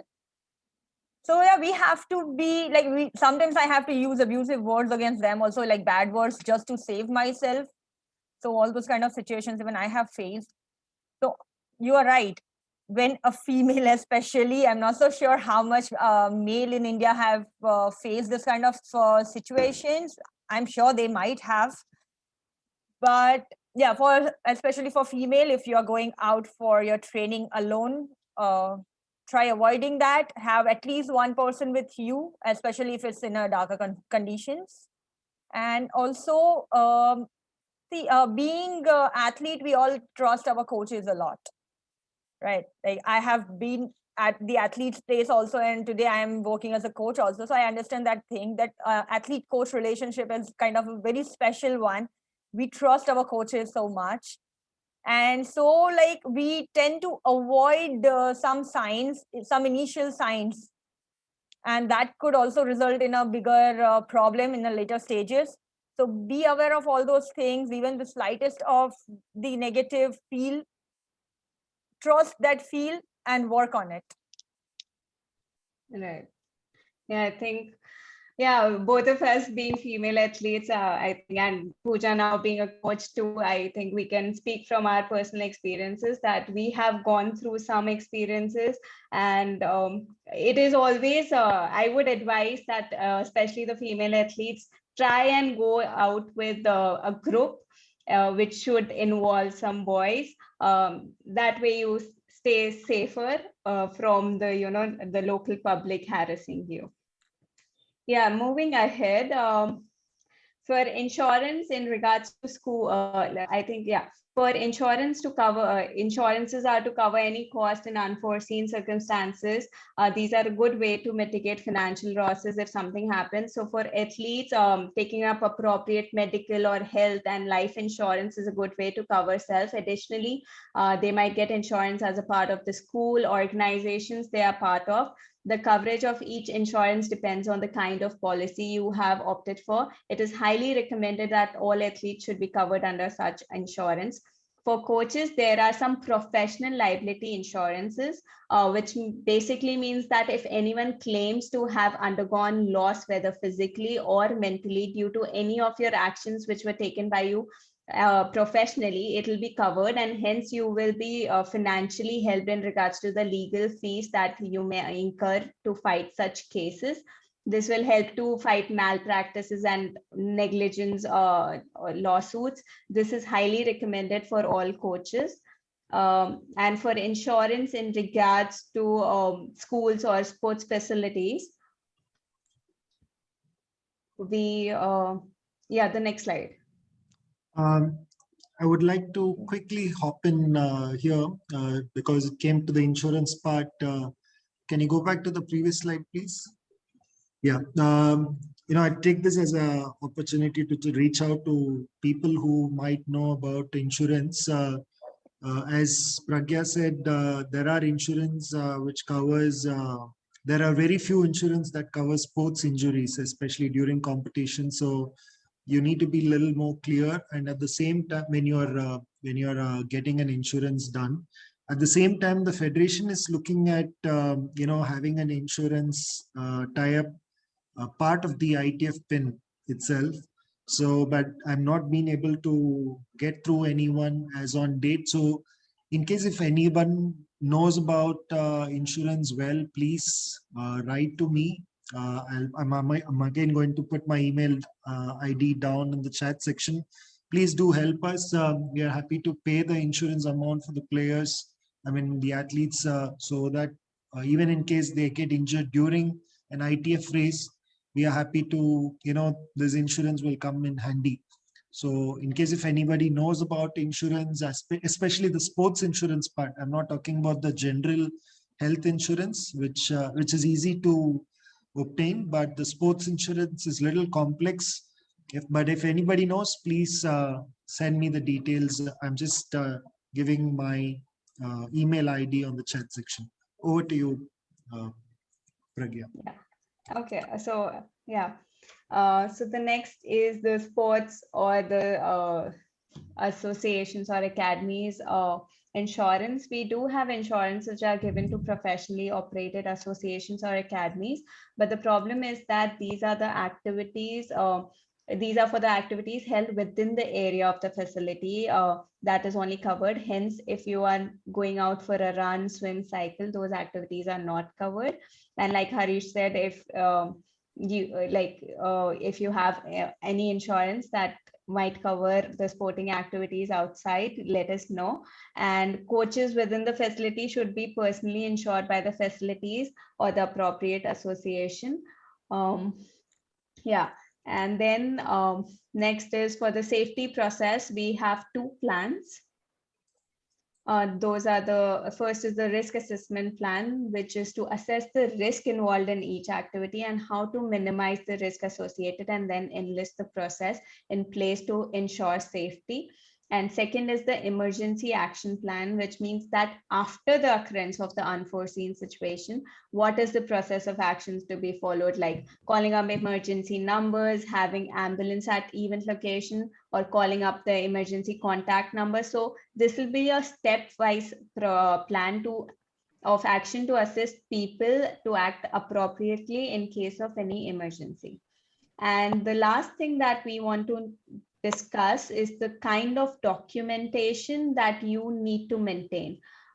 So you should keep a record of all the unusual things that happen during training or races, have a register to report incidences by athletes, coaches, or any person. Also keep a record of all the positive incidences. This will not only help you during a as a legal protection, but also help review and improve the processes and plans like the risk assessment or emergency plan. And some examples of documentations are the physical activity readiness questionnaire, athlete information and medical history, risk assessment plan, incident report, and emergency plan. These are documentations that will help you to review the process and plan, and also help you in case of any legal issues. So those are the documents that as coaches or event organizers, you should be maintaining. So that is all. So now if you have some, these are the types of documents that you should be maintaining that we discussed: the risk assessment, emergency, incident report, athlete information and medical information. So yeah, that is all from my end. But if you have any questions pertaining to athlete and safety and athlete welfare, you are free to ask me questions now.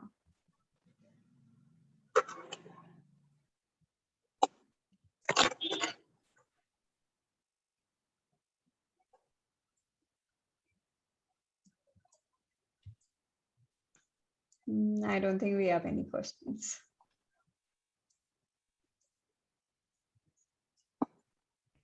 Does anybody have ever faced such kind of situations in their career, in their life, during their training sessions or otherwise?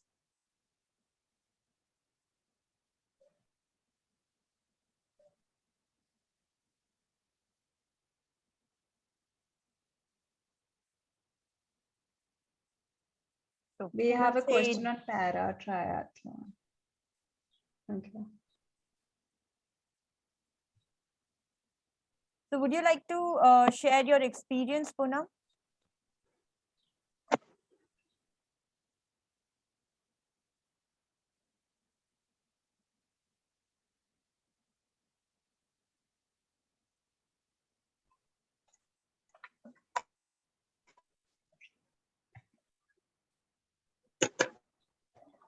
Poonam, are you there? Yes, ma'am. Yeah, I was typing. okay. Yeah. You can say it over here.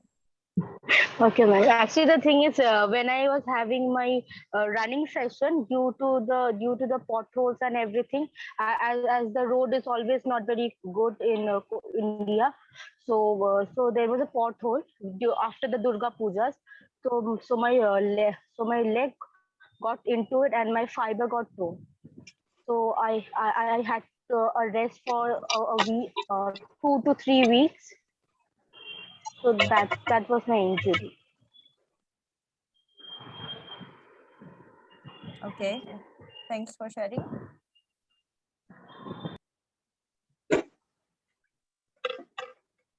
Okay, as an athlete, I had a racial discrimination kind of incident when I was training, and I went to use the loo in between of my run. That was a public toilet, and when I came out, there was this black person, not a black person, black-white mixed person, and he started. This was a very recent incident. This happened not even a month ago, and he started abusing me for getting coronavirus in Australia, the Delta version of coronavirus, because I was he thought that I was from the South Asian continent. So so that can also happen. That kind of traumatized me for a few days because I'd never been racially discriminated before that. Yeah. Okay, so we have a question from Prasad Arini, and you asked about safety organization during the event. So I'll give you, rather than tell you what to do, I'll share, as I promised some of you just now, I will actually share some of the real experiences when organizing an event. So when you are actually organizing a national championship, and this is for Harish as well, most endurance events, if you have an insurance provider on board, do take note that their insurance does not cover medical conditions. And what I mean by that is you have to really look at the fine print, because if someone comes into a triathlon race and he does not declare any pre-existing health conditions, like if he had a heart issue or respiratory issue, and he were to have died in the race due to that condition, there is no payout by insurance. Insurance will only pay out if there's an accident. For instance, if he hit onto a tree while cycling and he passed on, that they may have covered. So be very particular when you're looking at insurance, and this is for all event organizers as well. So that's something you all need to look at. Now, the other thing I told some of you in terms of swimming. Now, we had a total of 4 people who have actually had problems in the water, and they eventually passed on. All of them were usually from a heart attack. So prior to autopsy, people assume that they could have drowned. We really don't know, because we don't know because they drowned because they had a heart attack and then drowned, or because they were struggling and they drowned. But all the cases shown so far is because they had a pre-existing heart condition. Now, this last case was very, very challenging because, and some of you may face this, you may employ good lifeguards or sufficient lifeguards and enough safety boats, but if your lifesavers might never have had the real experience of saving someone, it's going to be a challenge as well. So you really need to look at all this fine print. So when the court actually drew up all this, it went as deep as looking at the certification, to look at the date of clearing the lifeguards, clearing of CPR, AED. They looked at first aid certificates. So if any of this is not in place, it's going to open up a huge legislation issue.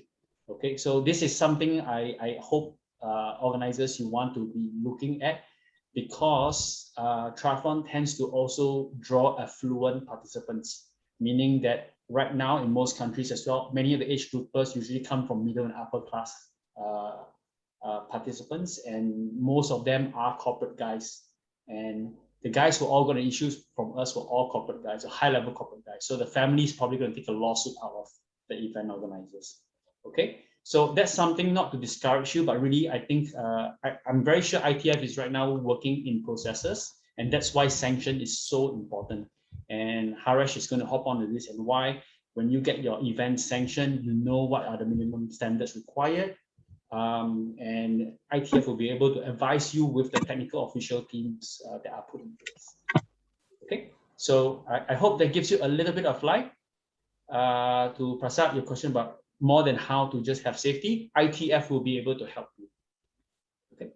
Eugene and the ITF, like I just give some example, is like some of the event where my daughter done in Gandhinagar. So like that event, like the cycling was towards the fag end of the race. So where the traffic in the road was too high, she had fell down, but she got recovered. She got a lot of bruises. But I'm saying that it could have done arranged in the morning, so that where the less traffic when the kids are going on the road, rather than the bigger males. So is there something being looked at, like how the races are organized, so that there is a safety for kids, especially for the junior athletes? Yeah, I would, yes, Eugene, okay. I can take it on this one. So yeah, that as Eugene said, the ITF sanction is one of the key things. Well, I mean, safety is one of the key things we look at in our sanction. So the first thing is the safety aspect. Let me go from the swim course from point of view. So if the event is first of all organized in an open water like sea or river or lake, we first of all ask for the water quality test, so that just in case if the water is consumed, it doesn't affect badly. The next is we always insist the organizers to have an ambulance with AED, so that if there is any emergency, it's taken care. Motorboats, rather than just having pedal boats, was used in many of the places, but we are insisting on having motorboats as well, so that it's again in any emergency it's faster. And doctors are to be also on the motorboats sometimes, in case if the course is if it does not have any loops or laps, we're looking at having the doctors on the boat as well. So these are the main things in terms of the swim. With regard to the bike and run course, as I had mentioned in one of the topics, that we insist the organizer to at least block one lane of the road. So if it is a 6-way highway, 3-way this side and 3-way that side, all we are asking is to block one lane. And I think that is easily, the organizers can easily do it with our sanction letter. When they approach a local police station or with the local sports government, they will be able to give that approval to block one lane. So as Prasad mentioned, your incident can be easily avoided if at least one lane is blocked for cycling and running. And with regard to the other thing is having proper, aid station and littering zones. I've heard that many accidents have also happened because of, water bottles or, cups are dropped in random areas. So that is another thing that we're looking at implementing in each and every race that we organize. And, various other, safety aspect I would be happy to share. I will ensure that I repeat all these things in my tomorrow's topic on events and how we can, grow and what we have what we have as plans.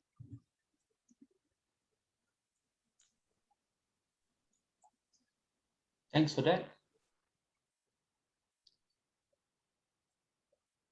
So yes, go ahead, Pooja. In one day, how many kilometers can a swimmer swim at the age of 16? I personally feel that rather than running behind kilometers, why don't you have a fixed time, have a 1 hour swimming session or 90-minute swimming session, and comes try back to to training age. Remember training age, guys? If I am 16 and I started swimming at 15, it's very subjective. Some 16-year-olds have made it to Olympic Games, 16 years old. Some guys make it Olympic Games at 16. Go ahead, Dr. Rekha, you're here.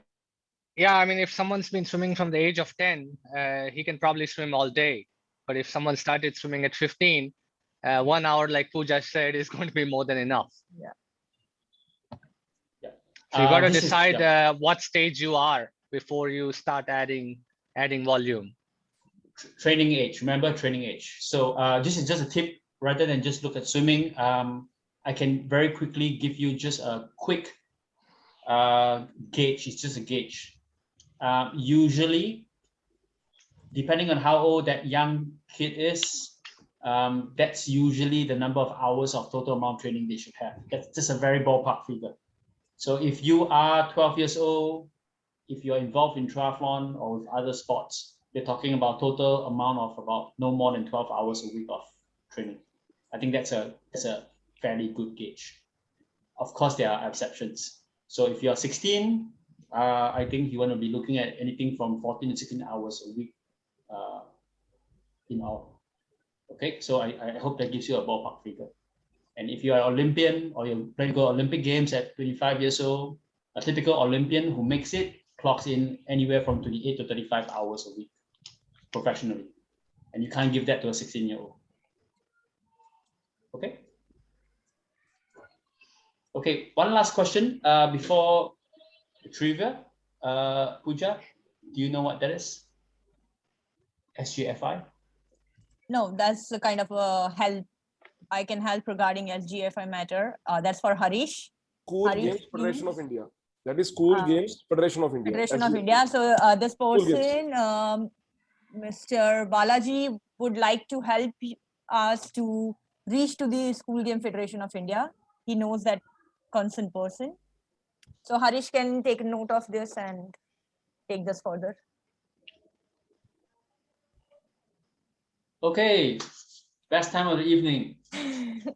Are you guys ready? Stretch your fingers. Open up your checkbox. So we have a lot of guys in today. Apart from just 2 speakers. So go ahead, guys. Ladies, please. Pragnya. Okay, so in the transition, where does your helmet go so that you don't get the time penalty anytime? Okay, we have a lot of answers. So the first one, okay, so the perfect answer is bike or the basket, not only on the bike. There are two variants. So the person who answered bike or basket will get it. Who is that? That Achu. Achu did answer that right. Yeah. Okay. So yeah, that was like the first question. Okay. So next, Pooja. Yeah, we have a lot of people, so 5 different questions from 5 different people. We go to the Okay. guys later. We go to the two guys. So does age grouper gets time penalty for infringements?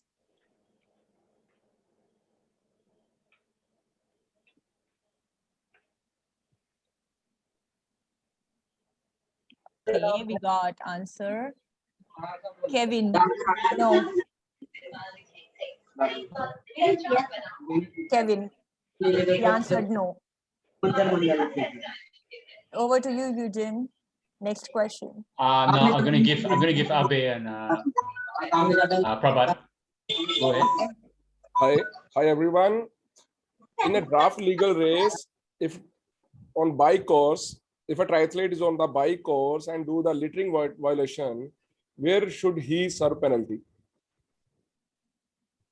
Littering violation on a bike course.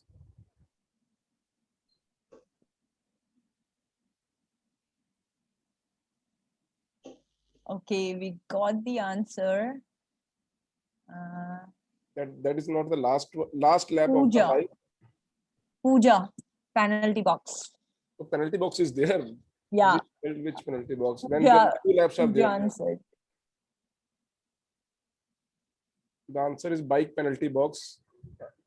Pooja, you can check who answers right. Yeah, that's like Pooja did answer by penalty box. Penalty box is there. Yeah. Penalty box is there for to serve penalty, but on biker on the bike and do the littering violation, and he has 2 laps to go still. You just on bike course. You just added 2 laps. I mean, I think we should No, give that prize money, that prize to her. Run penalty box. Bike penalty box is the right answer. Yeah. Rest to Eugene. Okay. Abhay? Yes. Mr. Abhay, ask the question. What is the distance of team relay in winter triathlon?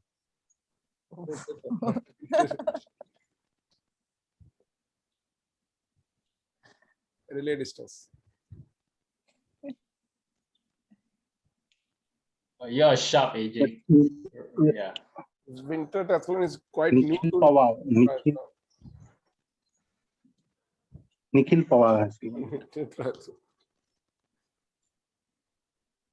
Hopefully in Winter Olympics, Beijing 2022, winter triathlon is there. Only till now, only Romania and Italy is holding the event for the winter triathlon. 2 or 3 years back. It's been quite new. Okay, so who's our winner in this question? What's the answer? What's the answer? Nikhil Pawar. Nikhil Pawar. That's 2 to 3 kilometers of cross country, 4 to 5 kilometers bike, and 3 to 4 kilometers of ski. Yeah.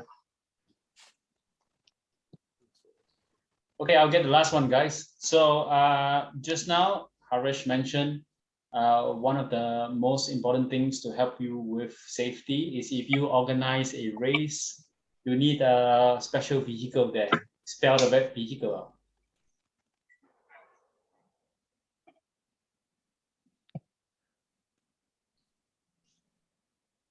Vehicle, guys, it's a vehicle. Yes, we've got Anelo, is that right? Puja? Ambulance. Yeah, ambulance. Yes. Okay. Cool. That's it. Ambulance. Motorboat. No, not motorboat. Ambulance. Yeah, I Nice do try. know. Okay. So this is. I know some of you have questions which have gone unanswered. So tomorrow we'll be looking at para, and some of you have a better idea that para triathlon is about. It's a standalone event. And on top of that, we've got something closer to you, which is Harash is going to bring forward what are some of the things you can do, especially with your community events. Now, for those of you who are also not you're not event organizers, you can also pick up a thing of two tomorrow by learning that you can organize your small little events, maybe in your club, in your school even, or possibly even at state level for those of you who have bigger aspirations. So I hope you have had a good one this evening. I know it was a bit of an information overload, but I'm sure you pick up one thing. So as what I'd like you to do again this evening, before you head out for your meal, maybe just on yourself, pen down one thing that you have learned, especially on one for rules and regulation and the other one in safety. And I hope it gives you a better explanation and more information of our sport. Okay. Before I end this, I'm just going to reopen this to invite Prabhat, Abhay, and Pragnya to add on if anything. Just for all the athletes out there, I'm an athlete myself, but I've done the first aid program course. I have a certification. So just in case, if you require that during practice sessions or something, so if that is something that interests you, I think every athlete should also have that certification. It might be helpful in any manner, anytime, like you could help your fellow athletes, or even if you get a cut or even something happens to you, you know what to do immediately before you reach the hospital. So in terms of technical official, sorry to Pooja and Pragya, you can also represent India, not as a coach, not as athlete, but also as a technical official. If you become a good technical official, you can represent India at Asian Games, Commonwealth, or even bigger stage like Olympic. So be a good technical official and learns all the rules and regulations and go through all the competition rules of the World Triathlon. Hopefully you become the good TO and help ITF to organizing the good event in the India also. So sorry. So please be a good TO also.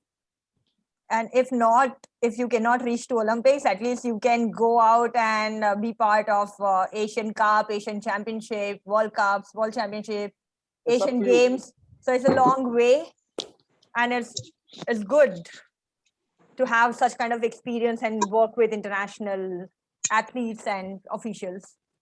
And Prabhat, I still have one more chance to go to Olympics. Thank you for that. Definitely you will go. Yeah.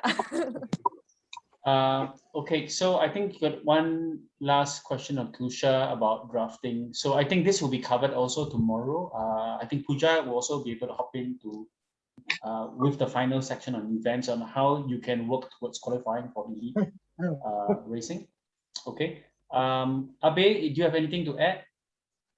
Yeah, after this COVID situation will get down, there will be a lot of courses for TOs. So I request all to just join it. And the Indian Triathlon Federation has started registering the athletes and the coaches.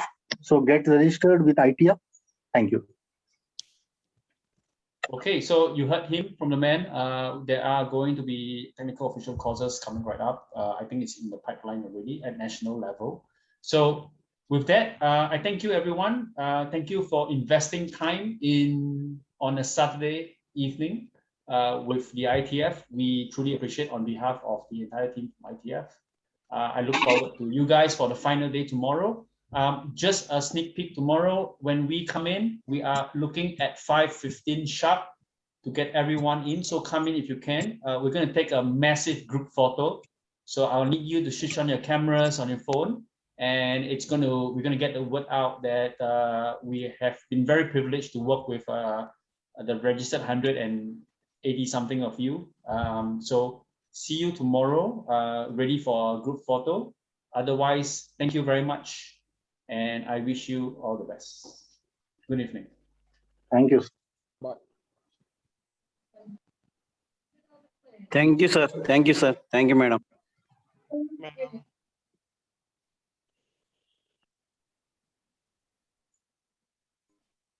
Thank you, Lee sir. Thank you, Pooja ma'am and Pragnya ma'am and Sharma sir. Please, thank you very much. Thank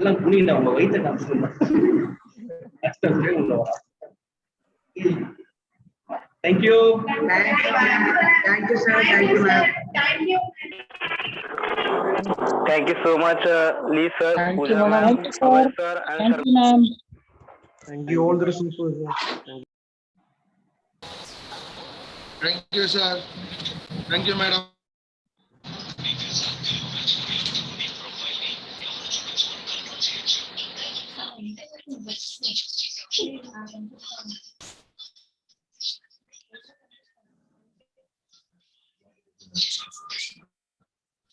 Udah, anak lebih.